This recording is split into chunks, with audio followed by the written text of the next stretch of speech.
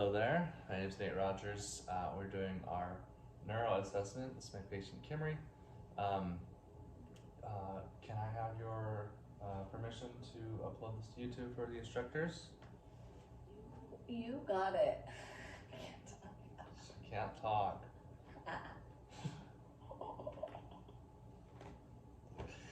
Alright, good thing we're not. Well, we'll talk a little bit. So, alright, first off, we are going to assess her orientation. She is sitting clearly, we're making good eye contact. She was talking to me, so she seems oriented, alert, able to make decisions for herself at this time. Do you know your name? Can you tell me your name? Kimry, And where are you today? in my house. Okay, what's the year? It's 2022. What are we doing today? We're doing a neuro assessment. Awesome, so she's alert and oriented to time, place, person, and event. Her speech is clear. And can you tell me your high school mascot? The Jackrabbits. Jackrabbits, Mesa High Jackrabbits, right? Yes. And what did you eat for breakfast today that your husband got for you? A breakfast burrito. Was it good? It's pretty good. Alright, so she has remote and short-term memory intact. And let's say you're walking by a burning building, what would you do? Just Call 911. call for fire. I would definitely not run in the building and check if everyone was out. Alright, so her judgment and decision making is also intact at this time. So that is the orientation assessment. We're going to move over to the cranial nerves, starting with olfactory, which is number 1. We are going to have 2 smells. We got oils. I'm going to have you cover your left nair first and tell me what this smell is. Lavender. Alright. Oh, sorry. And cover your right nair now. And let's try this one. Lemon. Very good. So those smells are intact. That's the olfactory cranial nerve. The second nerve is the optic nerve. So we're going to assess her eyes. First off, we're going to start off with the visual acuity. This is supposed to be done 6 feet away. I'm just going to do 3 feet so you can see me doing this. We would have her cover right eye, starting off at a line she can read. Go farther away. You can just start off at one of the lowest lines you can read. LTFPH. And then cover your other eye now, so we're assessing her right eye. LTFPH. And then let them both go, and we'll do bilateral eyes now. LTFPH. Okay, so right, left, and bilateral is 20/20. After that, we're going to do a fundoscopic exam, which with my light source here.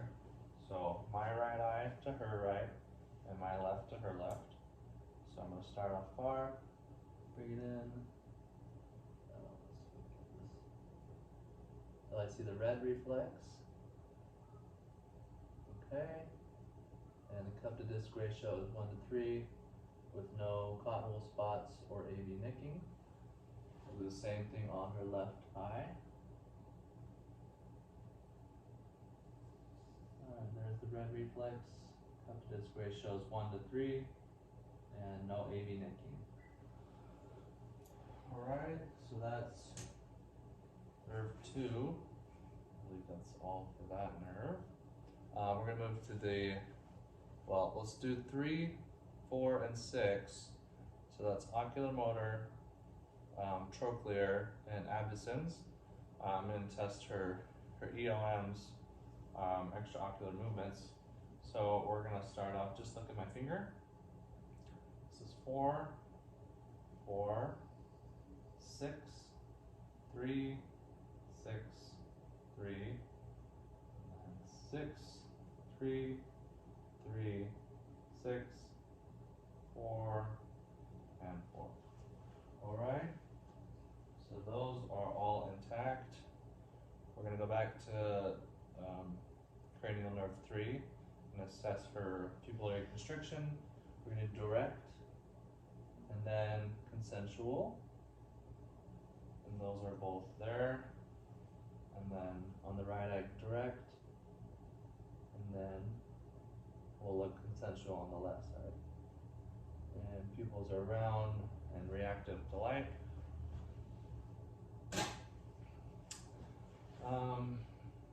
Okay, now we're going to move to, so we did 4, which is the trochlear. Let's move to 5, trigeminal. So we are going to do some sensation testing on her jaw, cheek, and forehead. So I have some sharp stimulation. Tell me what I'm doing. You're just going to tell me if it's sharp or dull. Okay. So close your eyes. What is that? Soft. Okay. Dull. Dull. Dull. Okay. Dull. Dull. Okay. And which one is this? Sharp. Sharp. Sharp. Sharp. Sharp. Sharp. Alright.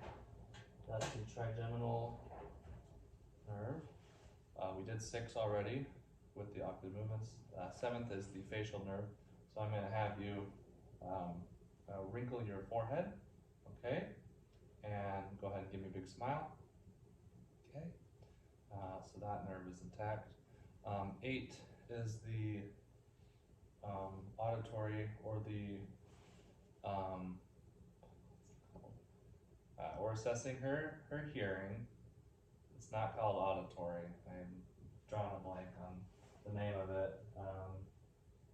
But we are going to do the whisper test first.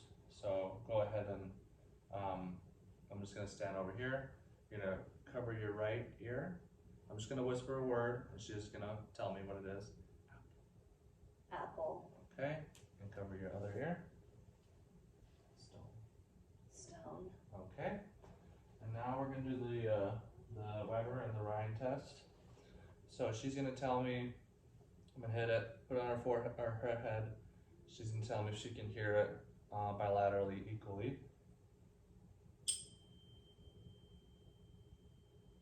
Like if I hear it in both ears? Mm-hmm. Yeah.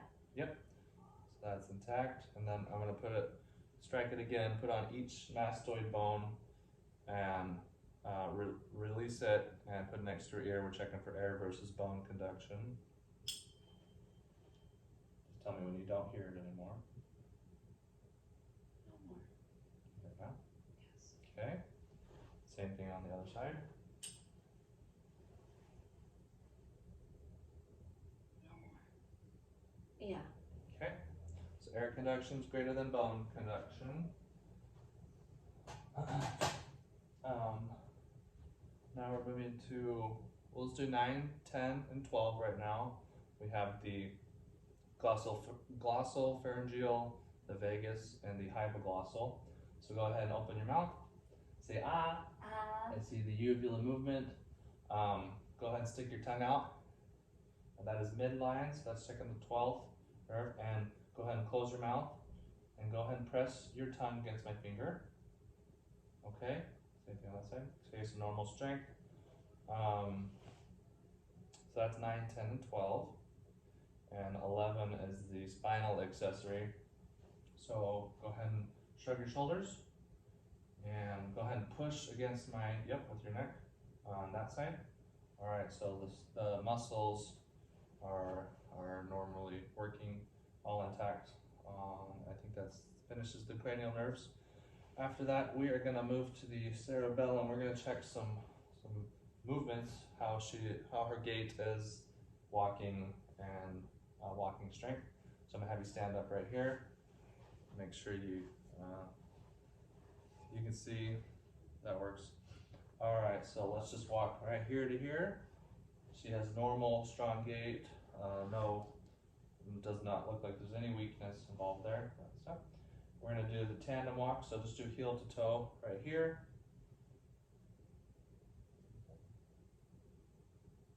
And then come back walking on your heels. And then back walking on your tippy toes. Alright, now come stand right here. We're gonna do the Romberg and pronator drift test. So go ahead and close your eyes, hold your hands out, and we're checking for balance, any balance issues with her eyes closed, and there is none. And then I am going to push her arms down, and we'll see how she's able to push them back up. So I'm going to push them down and just bring them right back up to this point. And that's normal strength and tone with those tests. Okay, go ahead and have the seat again. We're going to move to some sensory tests. She has some pants on, so I'm going to have you just pull them up to your knees, just so I can assess the lower extremities with sensation. First off, close your eyes. Can you tell me if this is 2 or 1 point? 1. It's 2, but I'm using these clippers. So. Oh, it feels like. Yeah, they were close together. Sorry. It was 2. I was just using some clippers, so it didn't work very well. It was 2. Oh, alright. Close your eyes again. I'm going to point to a spot, point sensation testing, and open your eyes again. And can you point to where I was at again? Awesome, that's pretty much right where I was at. After that, we're going to test sensation on the upper extremities and lowers with sharp and dull stimulation. So go ahead and close your eyes. Just tell me if it's sharp or dull. Sharp. Sharp. Oh, soft. Dull. Dull. Sharp. Okay. Sharp. Dull. Sharp.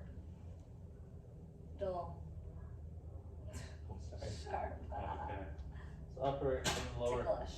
Upper and lower extremities have intact sensation. I think there's one more thing I'm missing. The hidden thing. No, that's later. Oh. Okay, we'll move on to motor strength.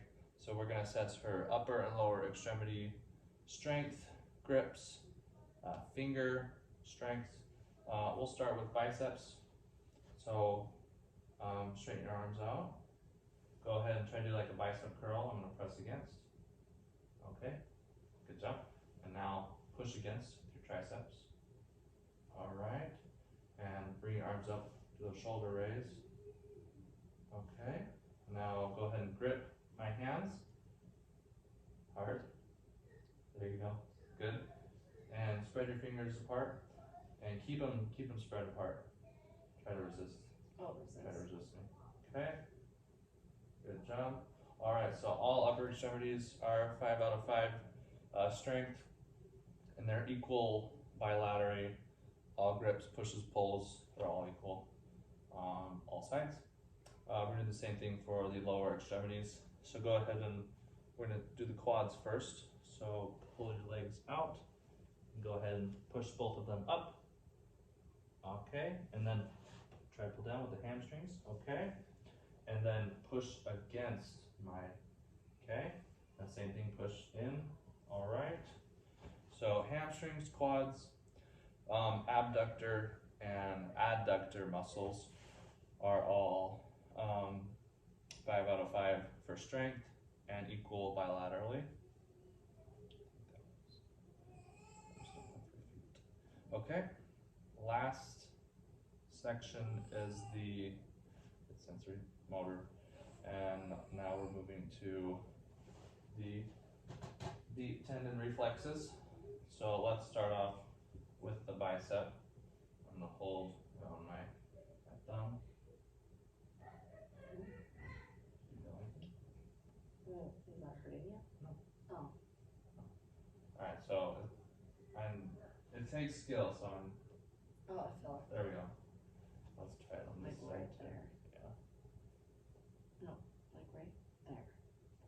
Yeah, I can feel it. Okay. Now let's do the tricep. I'm gonna hold our arm up like this.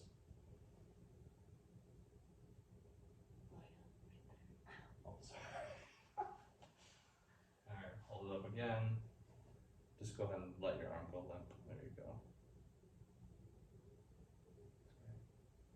Alright. Okay. So that's bicep, tricep. We're gonna go to the patellar. So just let your legs go limp.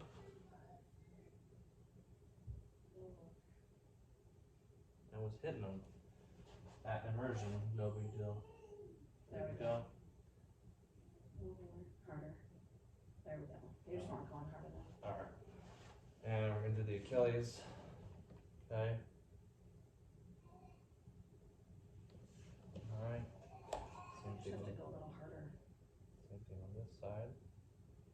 And then we'll do the Babinski reflex. Yeah. Same thing on this side. Alright, so all the deep tendons are intact and responsive to stimulus. And I think that covers the neuro assessment. Thanks for watching.